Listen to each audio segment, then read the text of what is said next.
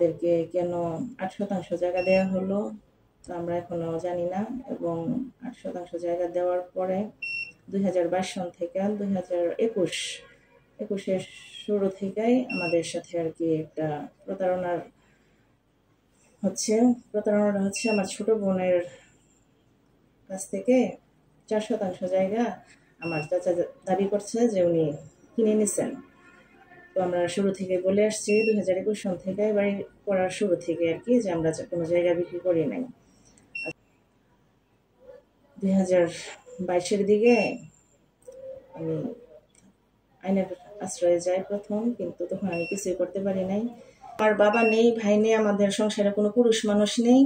এখন আমি আপনাদের কাছে জানতে চাই, আমি 2022 সনে কেন ময়মনসিংহ পুলিশ সুপার কার্যালয়ে থেকে মানে অভিযোগপত্র লিখিত নিয়ে আসার পরে আমি কেন কোনো কিছু করতে পারি নাই, এবং 2024-25-এ এসেও কেন আমি কোনো কিছু করতে পারি নাই, এটা আমি আপনাদের কাছে আমার জানার। সবাই পেল 24, আমরা কেন 24 পেলাম না, উনি বলতে পারবেন।